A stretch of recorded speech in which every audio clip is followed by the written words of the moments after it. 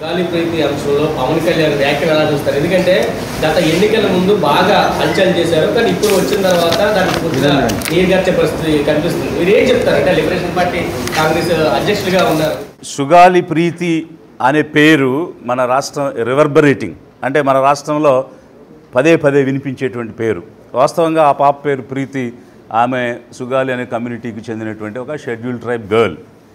అయితే ఈ ఇన్సిడెంట్ ఎప్పుడు జరిగింది? 2017 ఆగస్టు 18వ తేదీన కర్నూలు జిల్లాలోని కట్టమంచి స్కూల్లో, టౌన్కి దగ్గరగా ఉన్నటువంటి స్కూల్లో ఆ పాప చనిపోవడం జరిగింది. అయితే అప్పుడు తెలుగుదేశం ప్రభుత్వం అధికారంలో ఉంది.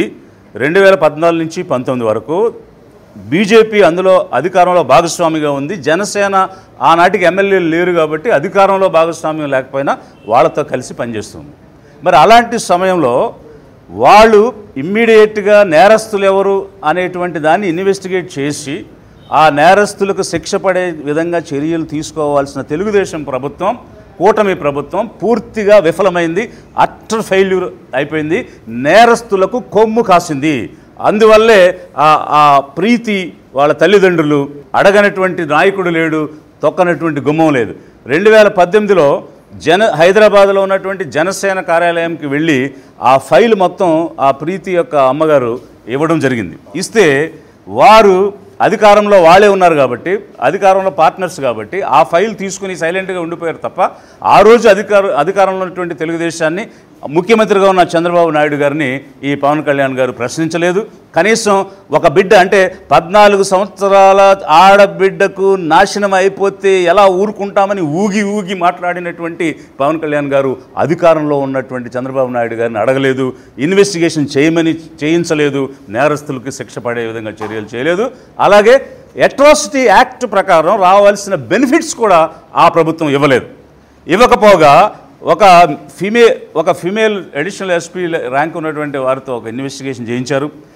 ఇన్వెస్టిగేషన్ చేసి ఏం చేశారంటే 2018లోనే ఇన్కంక్లూజివ్ ఛార్జ్ షీట్ ఫైల్ చేసేసి ఫోరెన్సిక్ రిపోర్ట్స్, ఒకవైపు డిఎన్ఏలు టాలీ కాలేదని, స్పర్మ్ రెమినెంట్స్ లేవని, ఇంకో ఫోరెన్సిక్ రిపోర్ట్లో, ఆటాప్సీ రిపోర్ట్స్లో స్పర్మ్స్ దాని యొక్క రెమినెంట్స్ ఉన్నాయని, ఇలా కాంట్రడిక్టరీ రిపోర్ట్స్ ఇవ్వడం జరిగింది. జనసేన ఇప్పుడు ఉప ముఖ్యమంత్రిగా ఉన్నటువంటి పవన్ కళ్యాణ్ గారు ఆ డిఎన్ఏలు మ్యాచ్ అవ్వట్లేదు, లేకపోతే అది తెలియలేదంట అని ఎవరో చెప్పారని చెప్తారు.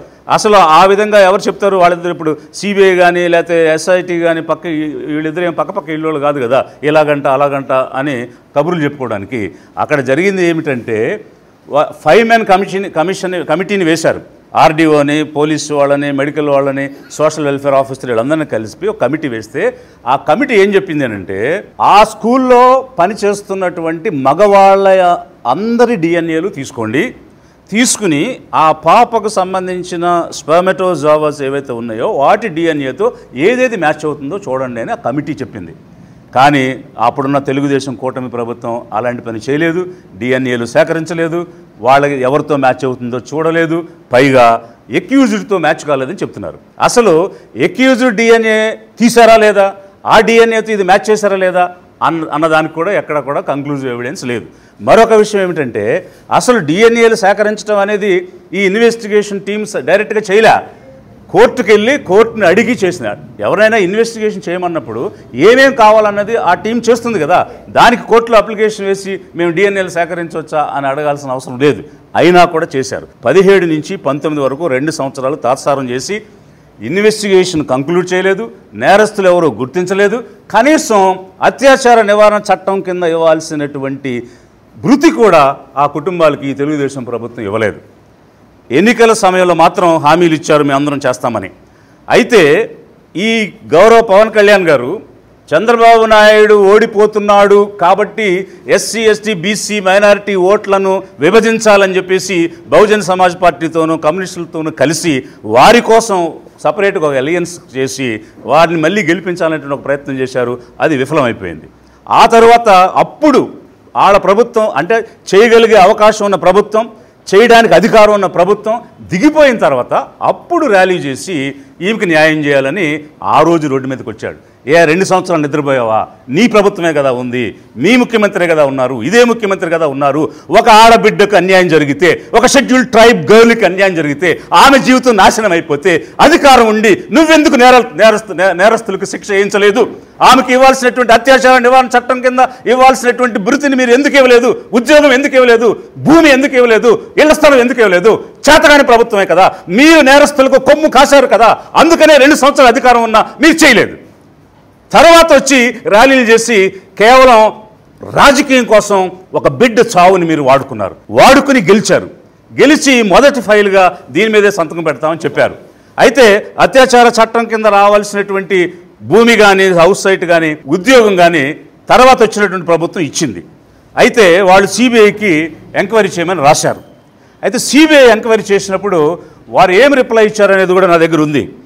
ఆ రిప్లైలో వాళ్ళు రాసింది ఏమిటంటే, I have that copy, CBI పంపించినటువంటి కాపీ ఉంది నా దగ్గర. వారు ఏం రాశారంటే, దీనిలో ఇంటర్నేషనల్ ఇష్యూ కానీ, ఇంటర్ స్టేట్ కాన్ఫ్లిక్ట్ ఉన్న ఇష్యూస్ కానీ, లాని మనం డిఫైన్ చేయాల్సిన ఇన్వెస్టిగేషన్ కానీ లేవు. కాబట్టి మరీ ముఖ్యంగా ఒక females additional SP cadre officer దీన్ని ఆల్రెడీ ఇన్వెస్టిగేట్ చేసి ఛార్జ్ షీట్ కూడా ఫైల్ చేశారు. కాబట్టి మేము ఇందులో ఇన్వాల్వ్ అవ్వడానికి అవకాశం లేదని రాశారు తప్ప, నిధులు లేవని కానీ, సౌకర్యం లేదని కానీ, మేము చేయలేమని కానీ వాళ్ళేం రాయలేదు. ఈ రిపోర్ట్ను కూడా తప్పుదావ పట్టించి డిఎన్ఏలు మ్యాచ్ అవ్వట్లేదని సిబిఐ చెప్పారని గౌరవ కళ్యాణ్ గారు చెప్తారు.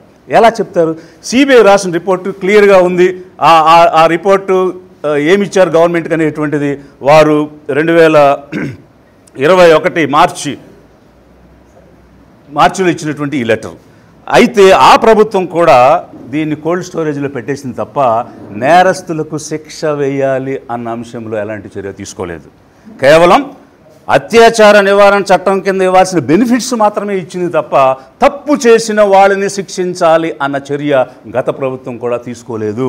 అంటే ప్రజలు కూడా గమనించాలి, కేవలం ఈ బ్యాక్వర్డ్ కమ్యూనిటీస్గా ఉన్నటువంటి షెడ్యూల్డ్ ట్రైబ్స్ కానీ, ఓబీసీ మైనారిటీ ఎస్సీలు కానీ వీళ్ళందరూ వాళ్ళకి ఓట్లు వేయడానికి కావాలి, వాళ్ళని అధికారంలో పెట్టడానికి కావాలి. కానీ వారికి అన్యాయం జరిగితే మాత్రం నేరస్తుల వైపు, ఉన్నత వర్గాల వైపే ఈ తెలుగుదేశం ప్రభుత్వం కానీ, ఈ సక్సెసివ్గా ఉన్నటువంటి వైసీపీ ప్రభుత్వాలు కానీ ఉన్నాయనేది క్లియర్గా స్పష్టమవుతుంది.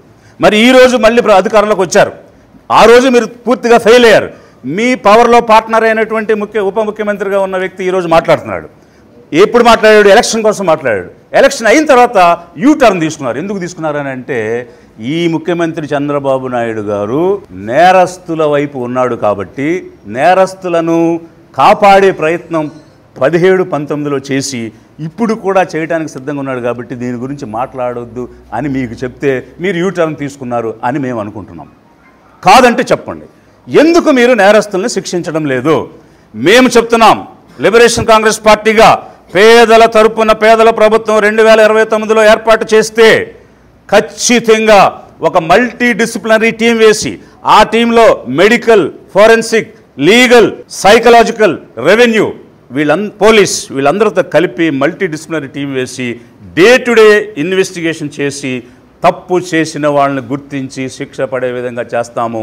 కేవలం ఈ ప్రీతి అనేటువంటి ట్రైబల్ గర్లే కాదు, 7 గుర్రాలపల్లిలో అనంతపురంలో జరిగినటువంటి ఒక బాలిక, ఆమె మీద జరిగినటువంటి సామూహిక అత్యాచారం, అలాగే అదే అనంతపురం జిల్లాలో చనిపోయిన ఇంకొక షెడ్యూల్డ్ ట్రైబ్ గర్ల్, ఇలాంటివి అనేకం ఉన్నాయి. వీటన్నిటినీ కూడా మా ప్రభుత్వం అధికారంలోకి వచ్చాక వెలికి తీసి తప్పు చేసిన వాళ్ళ మీద శిక్షించే ప్రయత్నం అయితే చేస్తాం.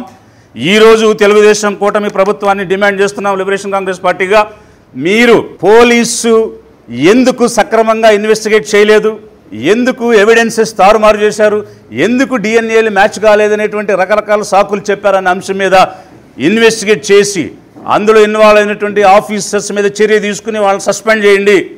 మొదటిది. రెండవది, మీకేమైనా చావ, దమ్ము, ధైర్యం, పేదల ఎడల ఏమాత్రం శ్రద్ధ కానీ, పేదలంటే గౌరవం కానీ ఉంటే వెంటనే ఈ కేసుని రీఇన్వెస్టిగేట్ చేసి నేరస్తులను శిక్షించాలని చెప్పేసి లిబరేషన్ కాంగ్రెస్ పార్టీ డిమాండ్ చేస్తున్నది. జనసేన పార్టీ వల్ల ఈ ఇష్యూ బయటకు వచ్చింది చెప్పి పవన్ కళ్యాణ్ గారు చెప్తారు. మన వైజాగ్ మీద ఫస్ట్ ప్రస్తావించిన ప్రపంచానికి తెలియజేసిన జనసేన పార్టీ అత్యాచార నివారణ చట్టం కింద ఇవ్వాల్సిన బెనిఫిట్స్ అనేటువంటివి చట్ట ప్రకారంగా ఎవరున్నా ఇచ్చి తీరాల్సిందే. అది అతను అడిగినా ఇంకొకరు అడిగినా ఇవ్వాల్సిందే. తెలుగుదేశం ప్రభుత్వం అంటే వాళ్ళే అధికారంలో ఉండి వాళ్ళు చేయలేకపోయారు, తర్వాత వచ్చిన ప్రభుత్వం చేసింది. అది కూడా వాళ్ళు ఏం చేశారు, ఓన్లీ బెనిఫిట్స్ ఇచ్చారు తప్ప పనిష్మెంట్, నేరస్తులకు శిక్ష అయితే వేయలేదు. అది XYZ ఎవరు అడిగినా ఇస్తారు. నేను కలెక్టర్గా ఉన్నప్పుడు అనేక రకాల రిలీఫ్స్ నేనే ఇచ్చాను. నేను ఇచ్చింది చూసి తీసుకున్నటువంటి వాళ్ళకి లైవ్ ఎవిడెన్సెస్ కూడా నా పక్కన ఉన్న వాళ్ళ దగ్గర ఉంది. ఒకే రోజు నేను కలెక్టర్గా చేరేటప్పటికి 16 కేసులు పెండింగ్ ఉన్నాయి, 16 హత్యలు జరిగి ఉన్నాయి. అందులో జాబ్ ఇవ్వాల్సినటువంటి అవసరం ఉండి కూడా ముందున్న వాళ్ళు ఎవరు చేయకపోతే ప్రజా దర్బారు కార్యక్రమం సోమవారం పెట్టి ఆ రోజు 16 మందికి పర్మనెంట్ ఉద్యోగాలు అపాయింట్మెంట్ లెటర్స్ పంచిపెట్టాను నేను. సో అప్పుడు ఏ కళ్యాణం అడగలేదు, ఇంకొకరు అడగలేదు. అది చట్ట ప్రకారం చేయాల్సిన బాధ్యత కూడా మేము చేశాం. అలా గత ప్రభుత్వం చేసింది, ఓకే. బట్ వాళ్ళకి అవకాశం ఉండి ఎందుకు చేయలేదు, అధికారంలో ఉండి ఎందుకు చేయలేదు అనేది మా ప్రశ్న.